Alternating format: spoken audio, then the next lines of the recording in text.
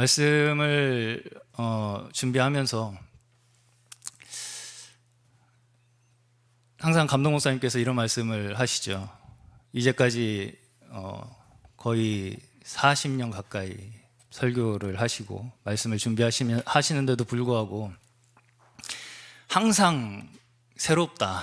네, 그 마음이 항상 처음과 같다 이렇게 말씀을 하시는데, 저는 거기에 비하면 뭐 세 발의 피도 되지 않지만 정말 그 말씀에 항상 동의가 되고, 이번에도 저도 그래도 나름대로 큰 교회에서 설교도 해보고 강단 이 단상에도 서보고 했지만 그러한 것들이 전혀 어떤 익숙해지는 것이 아니라 오히려 제 마음이 오시는 성도님들, 또 말씀을 제가 선포하는 이 말씀으로 어떻게 하면 그 영혼에 하나님의 말씀을 한 말씀이라도 더 드릴 수 있을까 하는 그 긴장감이 더 커지는 것 같습니다. 그래서 오늘 비록 제가 감독 목사님의 말씀에 비교했을 때는 그리 흡족하지 않으실지 모르겠지만 저는 그래서 말씀 해설은 사실은 우리 감독 목사님께서 너무나 충분히 그리고 넘치게 항상 해주시기 때문에 제가 오늘 좀 특별히 나누고 싶은 내용은 무엇이냐면, 제목이 복음의 역설이라는 제목으로 정했습니다. 그래서 복음을 조금 더 변증하고자 하는 그런 마음으로 말씀을 준비했어요. 그래서 조금 어떻게 보면은 평소에 들으시던 내용과는 다르게 느껴지실 수도 있고 조금 뭐랄까요, 그렇지만 이제 제가 아시는 분은 아시겠지만 과학 다큐를 굉장히 좋아해요. 그 왜 제가 그거를 좋아하느냐라고 생각을 해보면, 이 신학적 용어에도 일반 계시와 그 특수 계시가 있는데요. 일반 계시가 자연을 통해서 하나님을 알 수 있게 된다라는 거예요. 근데 저는 이 과학이라는 인간의 시각도 분명히 이 자연을 바라보는 사람의 눈이기 때문에 그것을 우리가 바라보는 눈을 통해서 더 하나님을 분명히 알 수 있다. 알 수 있다가 아니라 저는 더 하나님을 분명히 알게 되더라고요. 그런 자연에 대한 또 그러한 원리를 그렇게 탐구하고 연구하는 그 시각을 더 깊이 들어가면 갈수록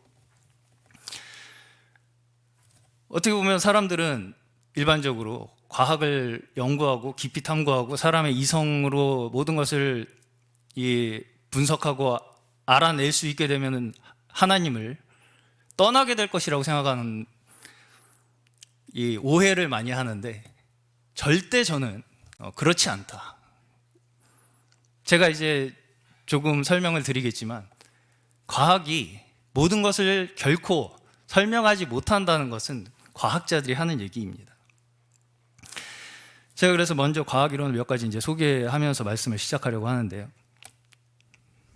물질의 근원.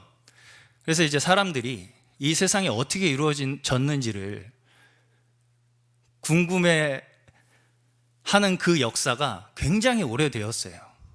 그래서 말하자면은 이러한 어떤 하나의 물질들, 물이라든지 뭐 돌이라든지 이런 것들이 이것을 쪼개면 과연 뭘로 이루어졌을까? 이것을 이제 사람들이 연구를 하다 보니까 처음에는 영상 한번 이제 시작을 해 주십시오. 아리스토텔레스라는 사람이 모두 아시겠지만 이 세상이 물과 불과 공기와 흙이라는 네 가지 요소로 이루어졌다고 처음에 이제 그렇게 생각을 했대요. 그런데 이때쯤에 데모크리토스라는 사람이 물질을 구성하는 가장 작은 단위가 원자라는 것이 있다라는 생각을 처음에 했다고 해요. 그게 벌써 이제 기원 전 400년 경에 있었던 일인데, 근데 이제 그때까지는 말도 안 되는 소리다. 오히려 이제 이 아리스토텔레스의 사원소설이 더 일리 있는 주장으로 받아들여졌었는데, 근 2000년이 흐른 뒤에 존 돌턴이라는 학자가 물질의 가장 기본 단위가 존재한다라고 해서 원자설을 발표를 해요. 다음 화면 뭐죠? 네.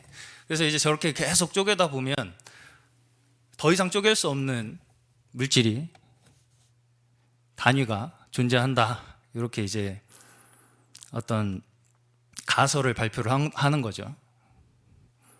그래서 그것이 다 아시다시피 최소 단위를 원소라고 합니다. 원소. 그래서 우리가 기억나실지 모르겠지만 학창 시절에 시험을 위해서 화학 기호, 원소 기호, 주기율표를 외우셨죠. 그것이 이 원자의 종류들을 이야기하는 거예요. 이게 한 100여 종류가 있다고 이제 되어 있습니다. 그래서 그 100여 종류의 원소들이 이 세상을 지금 구성하고 있다, 이렇게 이제 과학자들은 이야기를 하고 있는 거죠.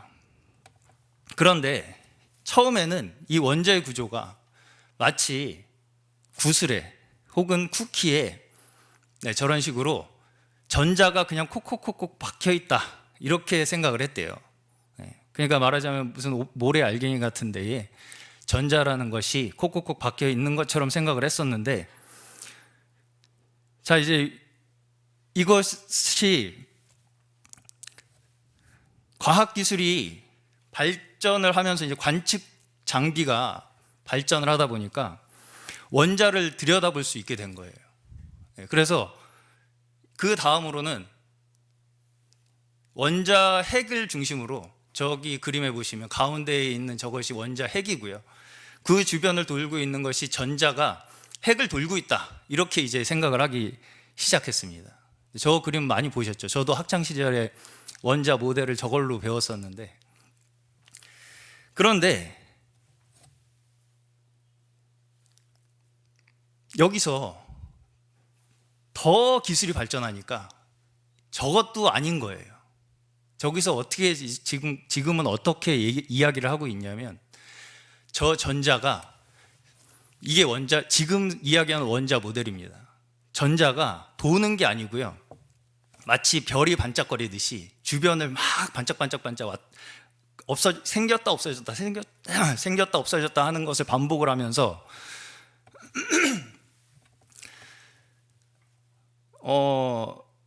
그 전자의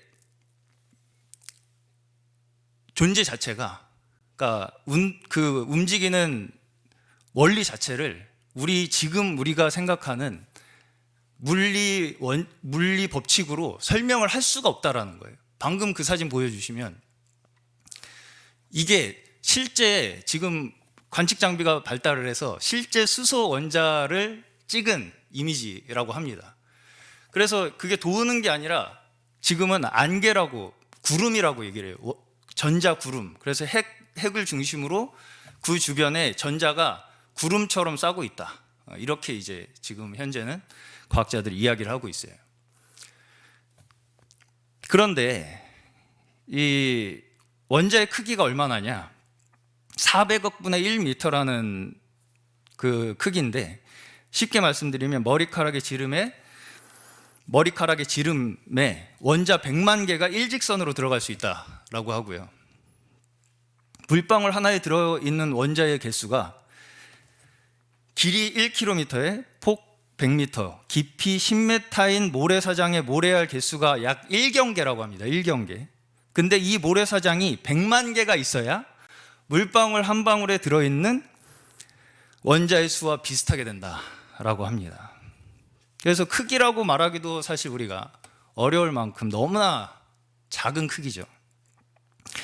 그런데 이런 원자핵과 아까 말씀드린 전자로 구성되어 있는데, 여기 사진에 이미지에 보시듯이 축구장 원자 크기가 축구장이라고 한다면 원자핵 크기는 탁구공만 하다는 거죠.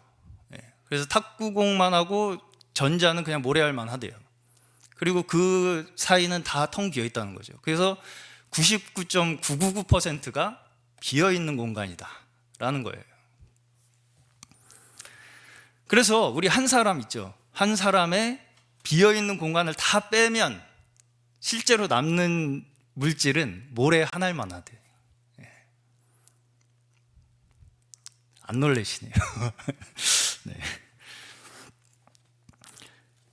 그런데 여기서 더 놀라운 사실이 있는데, 그게 뭐냐면 이 전자가 아까 말씀드린 대로 지금 우리가 생각하는 물리 법칙으로 이 설명이 안 된다고 했잖아요. 전자가 움직이는 방식이.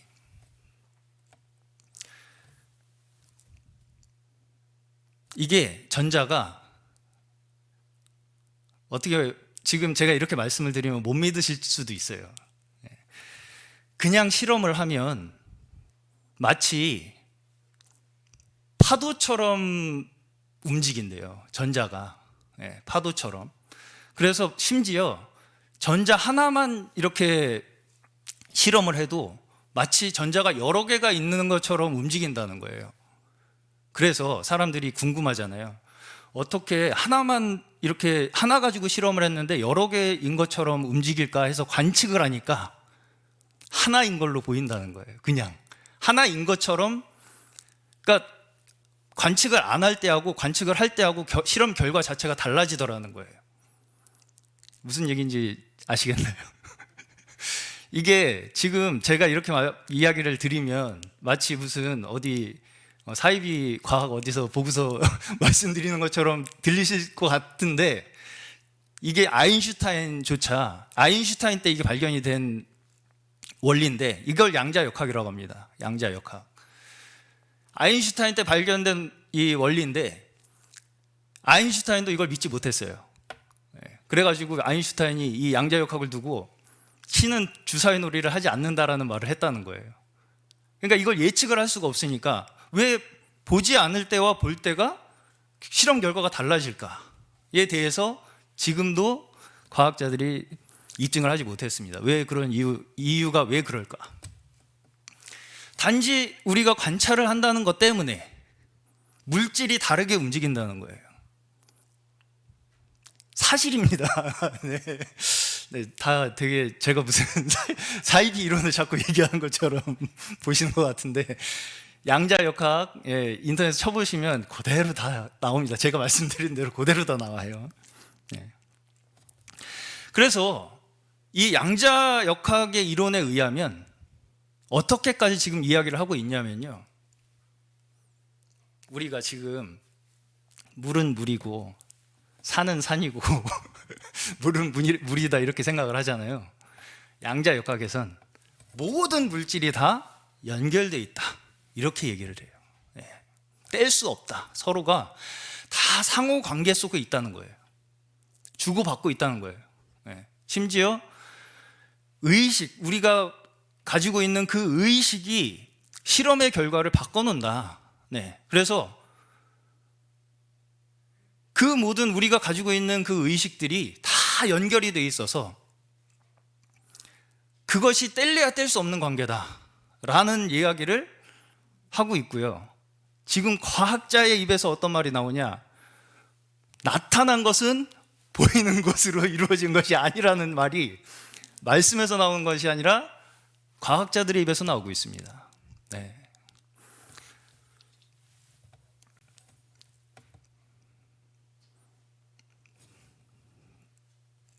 그리고 이제 한 가지만 더 말씀을 드리면, 이제 이 양자역학이 그렇게 이제 작동을 한다는 것 자체는 그냥 그렇다. 과학자들이 어차피 인간의 과학이라는 것 자체가 어떤 원리를 밝힐 수는 없어요. 그냥 그 결과를 가지고 응용할 뿐이에요. 응용을 해서 우리가 활용을 하는 것뿐이죠. 말하자면은 이게 왜 그런지는 모르지만 계속 우리가 관찰을 하고 통계를 내보니까 계속 이렇게 움직여, 반복적으로. 그렇기 때문에 그 반복적인 현상을 우리가 이용해서 이렇게 살자라고 하는 거죠. 무슨 말씀인지 이해 가시죠? 그런데 이 원자의 세계도 과학자들이 너무 궁금증이 많아가지고 또 쪼개보는 거예요. 또 쪼개. 100가지는 너무 많다. 원자 종류 100가지가 이 세상을 이루고 있다는 것 자체가 마음에 안 든다. 그래서 또 쪼개요. 또 쪼개니까 거기서 17가지의 종류의 이 입자가 나오는데, 이 입자가 무엇인지는 관측 자체가, 이 과학자들의 말로는 입증 자체가, 관측 자체가 불가능하다라고 이야기를 해요. 직접 관측하는 것 자체가. 우리가 이제 이 간접적인 방법으로 알 수밖에 없는 것이죠. 그래서 그것에 대해서 왜 그러면 17가지라는 종류의 물질로 나오느냐에 대한 연구, 추론을 이제 여러 가지 가설이 있어요. 그것에 대해서. 그런데 그것에 대해서 가장 지금 유력하게 사람들이 받아들여지고 있는 가설이 끈 이론이라는 건데요. 끈 이론 이미지도 있습니다.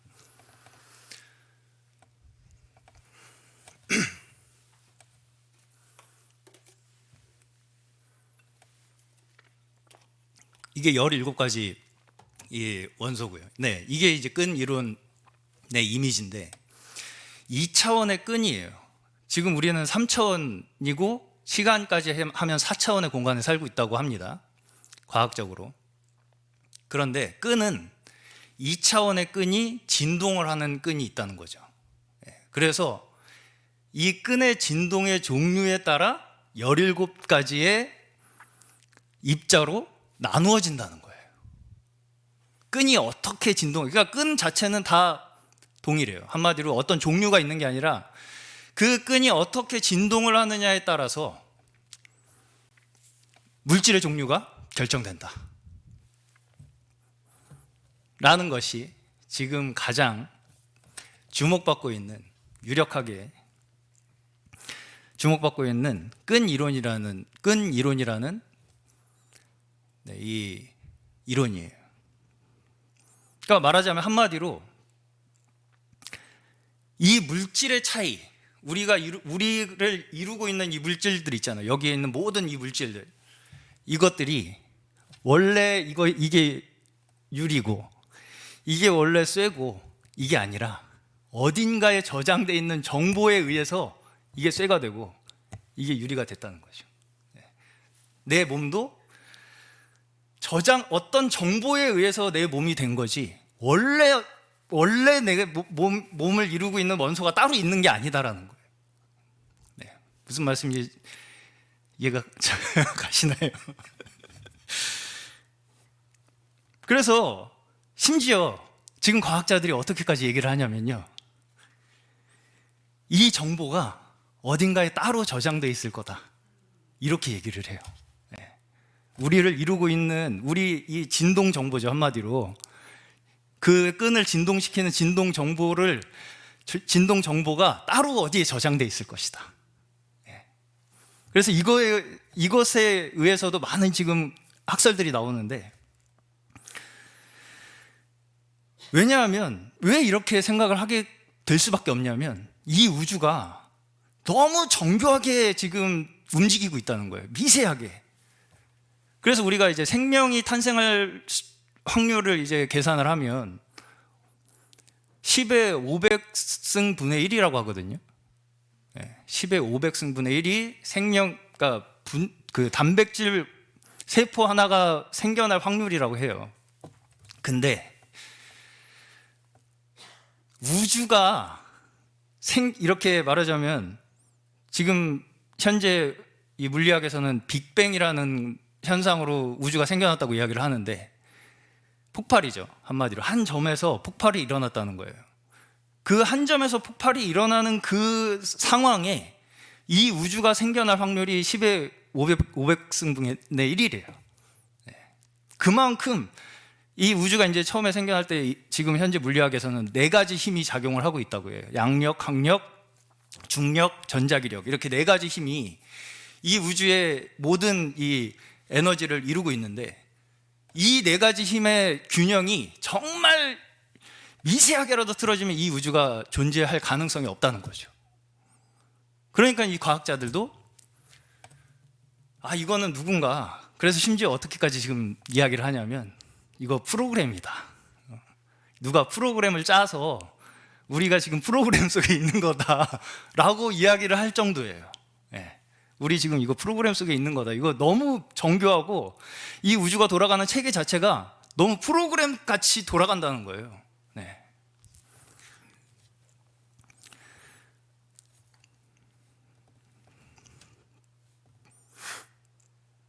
그래서 이제 과학자들이 4차원 이상의 어떤 우리가 살고 있는 이 세상의 이상의 차원에 우리를 구성하고 있는 진동의 정보가 있을 거다, 뭐 이렇게 이야기를 하는 학설도 있고요. 이런 것들을 우리가 미루어 봤을 때 우리 한 사람 한 사람의 정보들 있죠. 우리 한 사람 한 사람의 정보들이 우주가 생겨날 때부터 그렇게 치면 있었다라고 얘기할 수 있다는 거죠. 정보라는 것은 새로 생기지도 않고 없어지지도 않는다고 얘기를 해요, 물리학에서. 그렇다고 했을 때 이 이론에 의하면 우리 모두의 정보가 우주가 생겨날 때부터 존재했다는 거예요. 어디서 많이 들어봤죠? 태초에 모든 것이 예정되었고 그에 의해 이루어진 것이다 라는 것에 점점 접근을 하고 있습니다.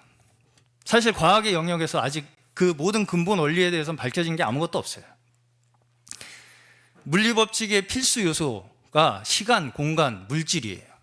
이 3가지만 해도 왜 그런 것이 생겼는지를 아직도 입증하지 못하고 있어요.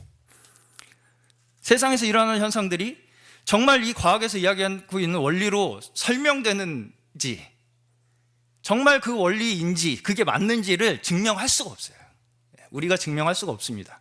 그냥 우리는 관찰하고 이제까지 일어난 일이 맞는지만 확인할 수 있을 뿐이지, 앞으로 우리가 계속 그것이 맞을 것이다라는 예상을 하는 것은 불가능하다는 것이죠.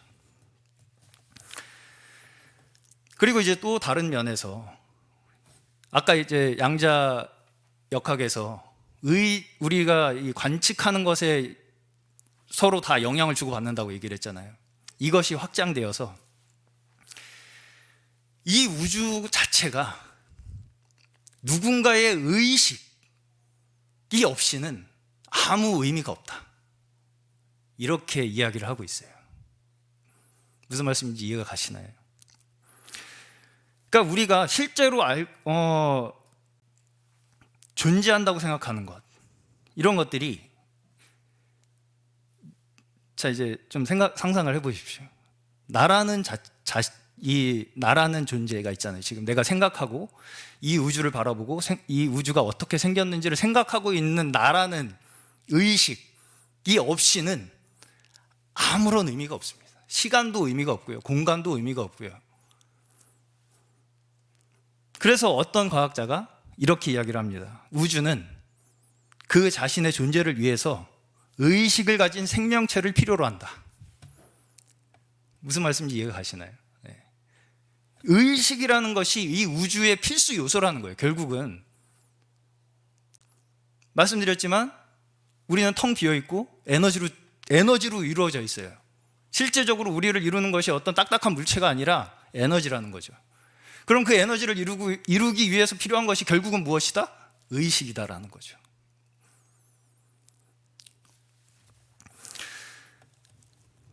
근데 이러한 현상이 우리 이제 마음을 한번 들여다보시면, 이제 여기까지 들어보시면 과학이 이제까지 우리가 생각하고 있던 생각과 많이 다른 부분이 있다는 게 느껴지시죠?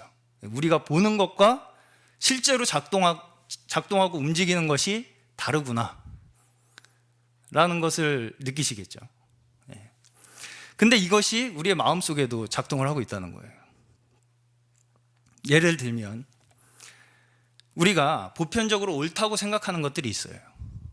우리가 보편적으로 모두가 이것은 옳다라고 생각하는 것이 무엇이냐면, 예를 들어서 무조건적인 사랑 혹은 남을 위한 희생, 이런 선한 가치들은 모두가 좋다라고 생각합니다. 동의하시죠? 동의하시나요? 네. 그런데 이상한 것이 무엇이냐면, 모두가 그 가치에는 동의를 하면서도 막상 각자 개개인의 삶은 그렇게 사나요? 아무도 그렇게 살지 않아요. 아무도, 누구 한 사람도 우리가 공통적으로 옳다, 좋다라고 생각하는 그 가치에 입각해서 사는 사람이 단 한 사람도 없다라는 거예요. 다시 말하면 더 보편적인 방식으로 많은 사람들의 공감을 얻어낼 수 있기 위해서, 우리가 더 많은 사람들의 공감을 얻어낼 수 있기 위해서는 우리 한 사람 한 사람이 사는 방식과 반대되는 방식으로 이 공감을 얻어내야 한다는 거예요. 그래서 정치인들은 거짓말을 잘해야 한다라고 이야기를 하는 것 같습니다. 한마디로 우리가 보편적으로 옳다라고 생각하는 것과 실제 우리의 삶은 반대라는 거예요. 만일 인간도 그저 본능에 의해서 살아가는 존재라면 굳이 이런 딜레마를 만들어서 사는 게 합리적이지 않다라는 것은 다 동의하실 것이라고 생각합니다. 그리고 인간만이 유일하게 이 딜레마를 스스로 선택해서 그 고통을 자초하고 살고 있는 것 같이 보입니다.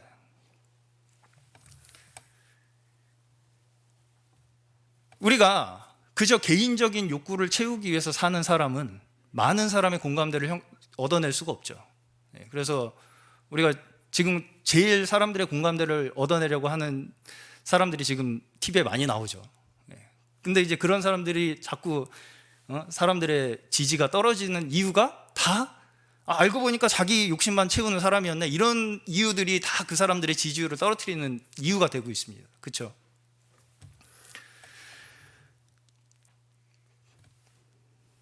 그리고 우리 이러한 인간이 가지고 있는 근본적인 그 배고픔, 목마름, 이것을 해결하는 것 또한 우리 스스로는 불가능하다라는 사실은 누구나 우리 마음속에 다 알고 있어요. 알고 있고, 성경에서 이 부분을 분명하게 가르치고 있습니다.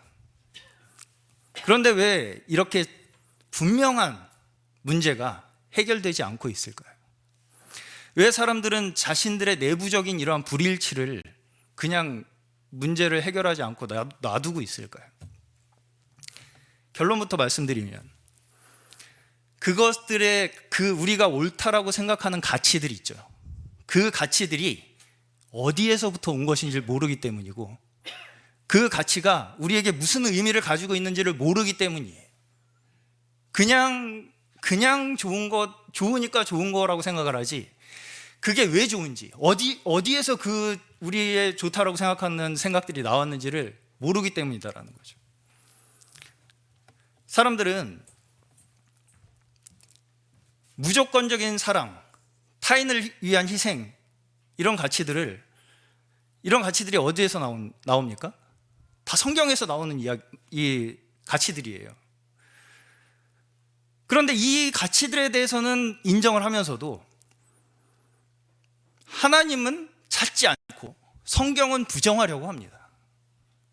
이것이 무슨 얘기냐면, 그 열매는 취하고 싶어요. 그 가치들을 서로 공감함으로써 얻을 수 있는 그 열매는 우리가 취하고 싶은데 그 뿌리는 잘라버리고 싶다라는 거죠. 그럼 어떤 결과가 나오겠습니까? 결국은 열매는 얻을 수 없고 그 뿌리에 달려있는 모든 줄기도 다 말라 죽어버리겠죠. 그 일을 인간 스스로 지금 자초하고 있다라는 것입니다. 또 다른 면에서 과학에서 끊임없이 연구하고 또 무신론자들이 끊임없이 시도하고 증명하고 싶어하는 것이 뭐냐면, 이 사람들은 이제 일치를 하려고 하는데 어디로 일치를 하고 싶어 하냐? 그래, 우리는 아무 의미 없어. 그냥 이기적으로 우리 그냥 개개인이 하고 싶은 대로 살면 돼 라는 것으로 정리를 하고 싶어 해요.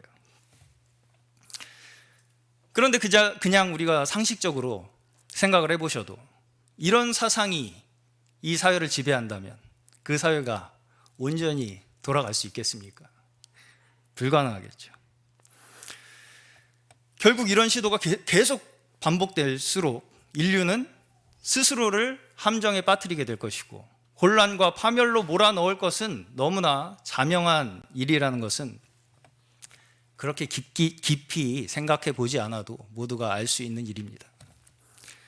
그리고 이러한 딜레마는 인간이라는 존재 그 자체가 가지고 있는 속성이라서 그 누구도 스스로 벗어날 수가 없고, 원인 모를 그 고통 속에 살아갈 수밖에 없는 것이 이 인간의 숙명인 것처럼 보입니다.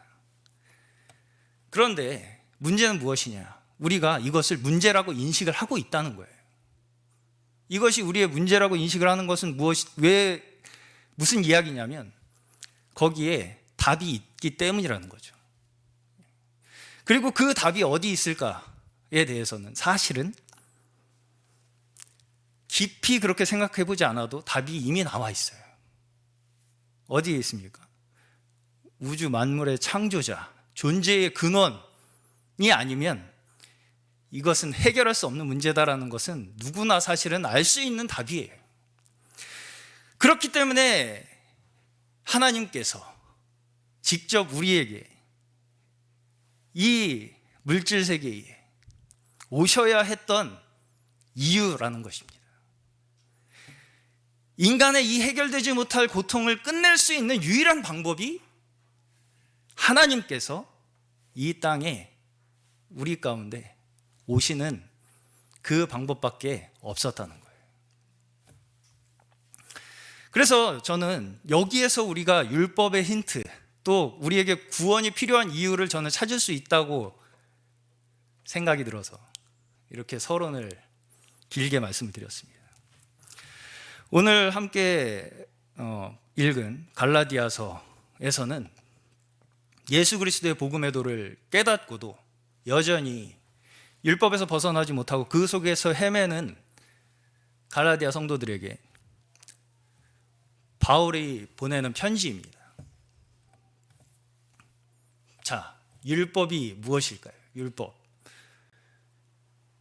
율법이 저주라고 하는데 왜 율법이 우리에게 저주가 되나요? 율법 그 자체에 문제가 있습니까? 아니라고 성경에서 분명히 이야기를 하고 있습니다. 로마서 7장 7절과 갈라디아서 3장 21절을 보시면 말씀 준비됐나요? 네.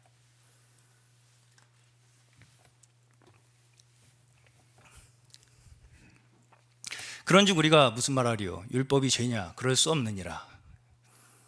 네, 이렇게 이제 말씀을 하고 있죠. 갈라디아서 3장 21절은 그러면 율법이 하나님의 약속들을 거스리느냐? 결코 그럴 수 없느니라. 이렇게 분명하게 선언을 하고 계십니다. 율법은 하나님 그분의 속성이에요. 공의와 사랑과 선으로 가득한 것이 이 율법입니다. 근데 왜 우리에게 저주가 되느냐? 만약 우리한테 죄가 없었다면 율법이 의식되지 않았겠죠. 네. 그래서 이 율법이라는 것이 활성화되는 조건이 있는데요.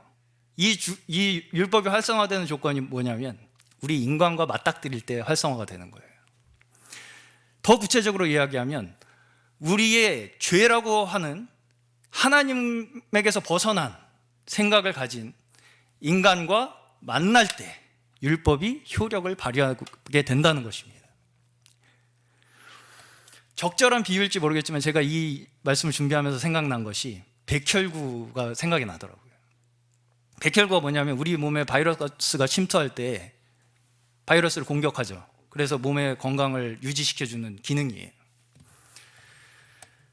물론 율법이라는 것이 하나님 자신의 속성이지만 인류에게 침투한 죄라는 바이러스가 있다 보니까 그 바이러스를 공격함으로써 바이러스의 입장에서는 어때요?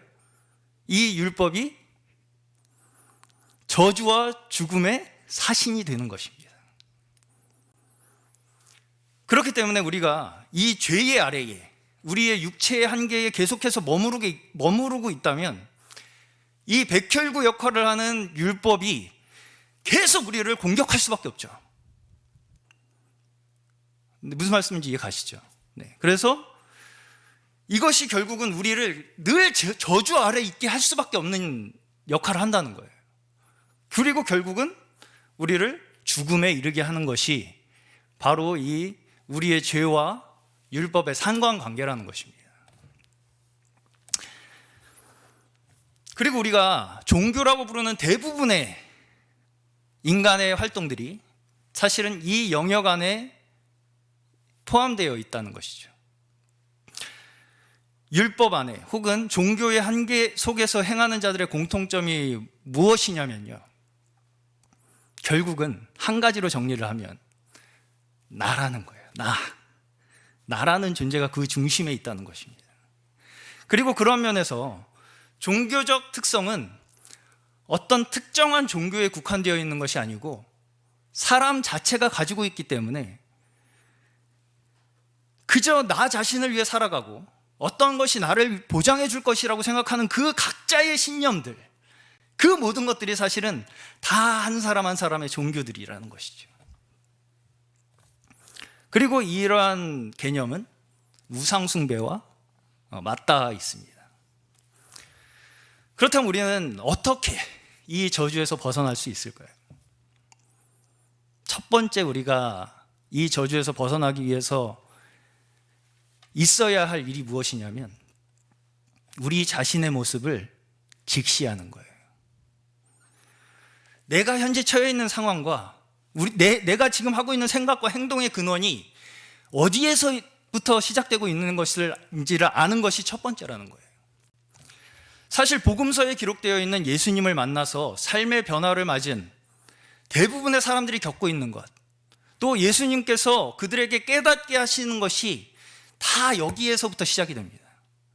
너희가 현재 처한 상황, 그 상황을 너희가 스스로 절대 해결할 수 없다. 너희가 아무리 발버둥 치고 애써봐도 지금 네가 하고 있는 그 방법으로는 절대 너를 구원에 이룰 수 없다 라는 것을 스스로 깨닫게 하시는 것이 첫 번째 단계라는 것이죠.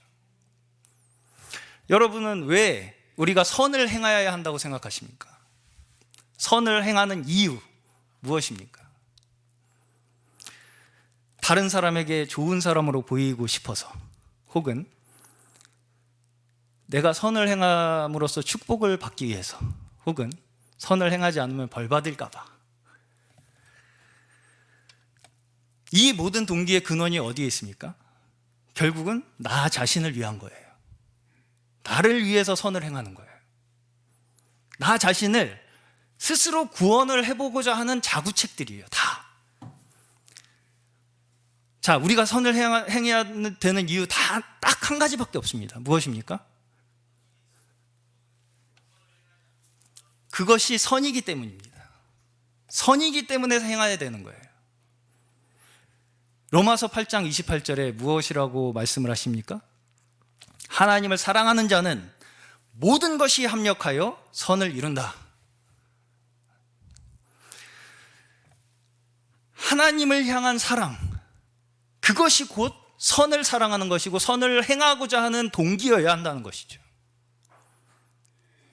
무엇을 얻기 위해서가 아니고요, 그저 내가 그것을 사랑하기 때문이에요. 우리가 왜 자꾸 복음서에서 이 갈라디아서 성도들이 복음에서 율법으로 또 육체로 돌아가는 것을 보게 되나요?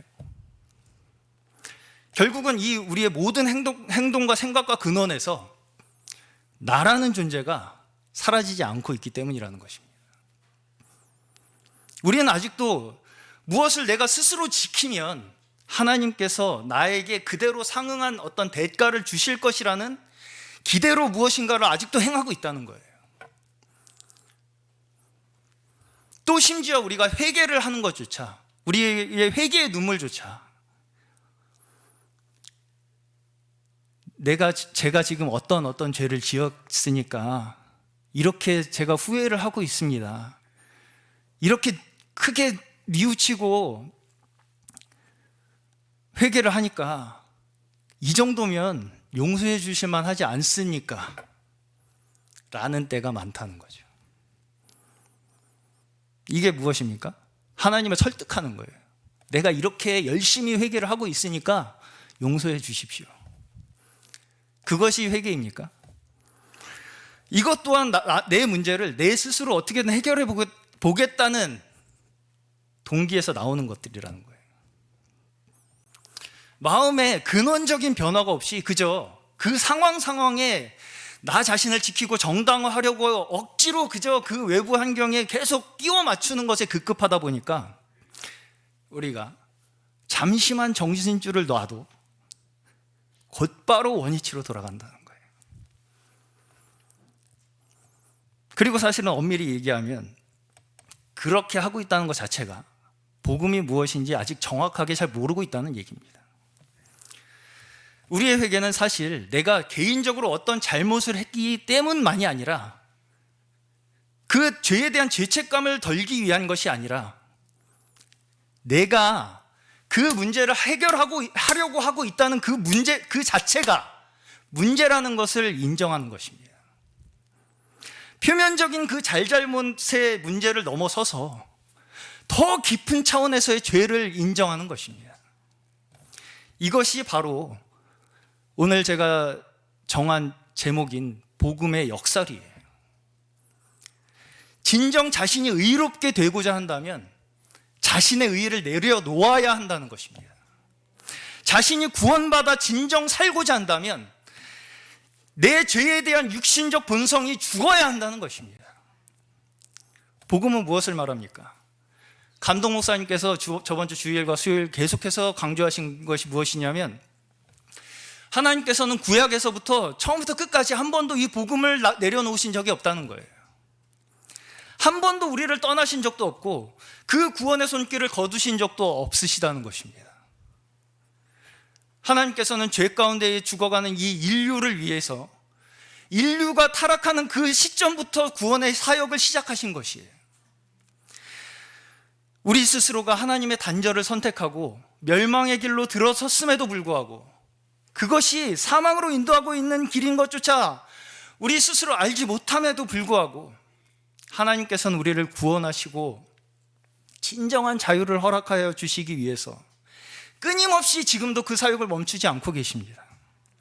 조금의 어둠도 그 가운데 조금의 어그러짐도 없이 온전한 사랑, 완전한 정의, 공의로 이끄시는 그분의 계획과 뜻이 지금도 차근차근 진행 중입니다. 하나님을 떠난 자는 다른 타인은 고사하고요, 내 스스로의 생각조차 일치되지 못해요. 내 속에 있는 생각조차 정리가 안 돼요. 정처 없이 떠도는 생각들, 근본 없이 흔들릴 수밖에 없는 것이 존재라는 것이 너무나 자명한 일입니다. 이 부분 더 이상 말로 설명할 필요가 없다라고 저는 생각이 듭니다.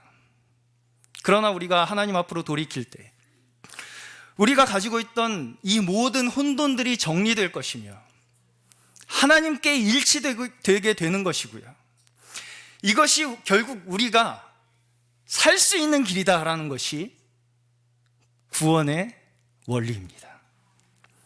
우리가 창조된 그 원리, 그 본질 안에 우리의 의식과 생각을 일치시키려고 하는 것, 그것이 우리가 믿음이라고 말하는 거예요. 하나님의 선하심과 인자하심, 그 공의와 의로심 안에 우리가 잊고자 하는 그 믿음, 그로 인해서 여기 계신 모두가 온전히 하나님 안에서 일치되시기를 소망합니다. 이것이 하나님을 믿는 자가 가지는 믿음이에요.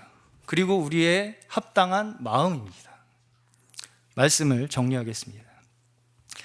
십자가가 우리의 구원이라고 우리 이야기를 합니다. 십자가가 우리의 구원이다. 왜 십자가가 우리의 구원입니까? 십자가가 뭐길래? 사형 형틀이잖아요.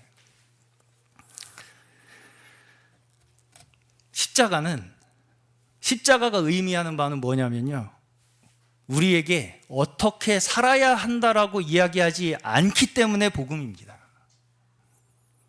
오히려 하나님께서 인간의 처지가 되셔서 우리의 약함을 스스로 짊어지시고 죽으심으로써 우리의 모든 죄를 용서하여 주시고 구원하려고 오셨다고 하기 때문에 이 십자가가 우리에게 구원이고 복음인 것입니다. 하나님의 은혜는 결코 나의 우월함으로, 나의 더 나은 행실로 얻어지는 것이 아니라는 것이죠. 오히려 나의 약함을 인정하고 나에게 구원자가 필요함을 절실하게 고백하고 깨닫는 이들에게 이 하나님의 은혜는 부어지는 것입니다. 또한 예수님께서 그 형벌을 당하실 아무런 이유가 없으신 분이셨기 때문에 십자가는 우리에게 구원입니다. 무슨 이야기냐면, 예수께서 십자가에서 당하신 그 희생은 누구 때문인가요? 인류의 죄악의 완전한 결정체라는 거예요. 그분이 죽으실 아무런 이유가 없다는 것입니다. 그렇기 때문에 우리가 그 십자가 앞에 서면 두 가지 반응이 나옵니다. 한 가지는 내 죄에 대한 수치심으로 그 십자가를 부정하고 외면하고 싶은 것이 한 가지겠죠. 다른 하나는 이 희생의 책임이 온전히 나에게 있음을 통렬히 인정하고 내가 처한 지금의 상황을 명백하게 알게 되는 것입니다. 그리고 이러한 스스로에 대한 관점이 우리가 제 자리를 찾게 되는 것이고요, 그 우리 안에 있던 죄악의 정체가 드러남으로써 사탄은 패배하고 수치를 당하게 되는 것입니다. 그럼으로써 우리의 속에 악이 물러가고 비로소 우리는 하나님과 온전히 함께 할 수 있는 상태에 이르게 된다는 것이죠. 그렇기 때문에 바로 그곳이, 바로 그 십자가가 우리의 구원의 지점이 되는 것입니다. 서두에서 말씀드린 이 인간의 풀리지 않는 딜레마, 그 목마름의 근원은 결국은 우리의 진정한 관계성 속에 있어요. 그런데 이 문제, 이 목마름을 타락한 사람들끼리는 완전히 해소할 수가 없습니다. 왜냐하면 서로가 다 나를 위하기 때문이죠. 이것이 인간이 겪는 딜레마의 원인입니다. 여기서 십자가가 우리를 다시 소생시키는 또 하나의 원인은 그 십자가가 조건 없는 사랑, 죽기까지 순종하신 사랑, 끝까지 포기하지 않으시는 사랑이기 때문입니다. 모든 인류가 그토록 굶주려도 스스로 절대로 해결할 수 없는 그 사랑, 그 사랑이 그 십자가에 있기 때문에 우리는 십자가를 대할 때 완전한 만족을 얻을 수 있게 되는 것이고요, 이 사랑이 우리 마음 가운데에 채워질 때에 우리는 더 이상 흔들리지 않을 것이며 그 누구보다 자유하게 될 것이며 그 누구보다 아름답고 변치 않는 사람이 될 수 있을 줄로 믿습니다. 이 시간 진정 우리 모두가 주님의 마음을 알고 그 사랑이 우리의 마음을 이 시간 녹여주셔서 믿음으로 우리의 마음과 생각, 우리의 의지, 우리의 온 존재가 주님 한 분께로 맞추어지고 모여져서 진정 복음으로 말미암아 살아가시는 저희 모두 되시기를 주님의 이름으로 축원합니다. 우리 함께 정말 우리 마음 다하여서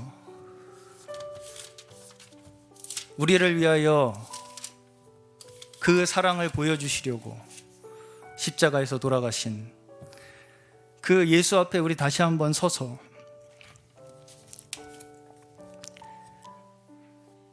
아직도 내가 하겠다는 그 우리의 고집, 이 우리의 육신적인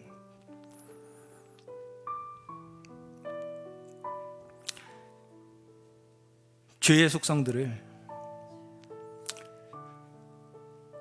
이제는 정말 그 십자가 앞에 내려놓고 인정하고 주님으로 살게 하여 주시옵소서 하는 우리 간절한 소망으로 함께 찬양 복음성가 203장 내가 그리스도와 함께 찬양하시겠습니다.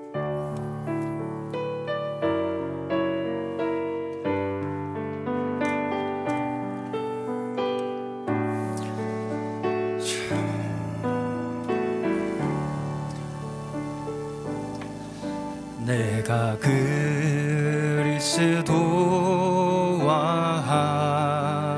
함께 십자가에 못 박혔나니 그런즉 이제 내가 산 것 아니 그런즉 이제 내가 산 것 아니요 오직 내 안에 예수께서 사신 것이라 이제 내가 육체 가운데 사는 것은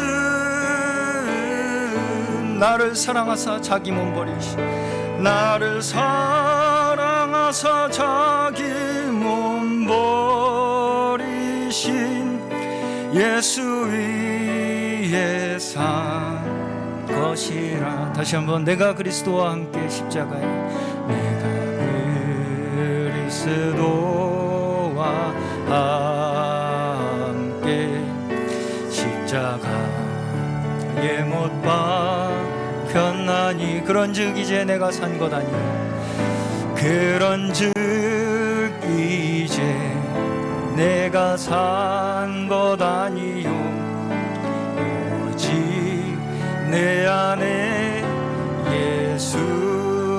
예수께서 사신 것이라. 이제 내가 육체 가운데 사는 것은 이제 내가 육체 가운데 사는 것은 나를 사랑하사 자기 몸 버리신 예수 위에 산. 우리 이 시간 잠시 오늘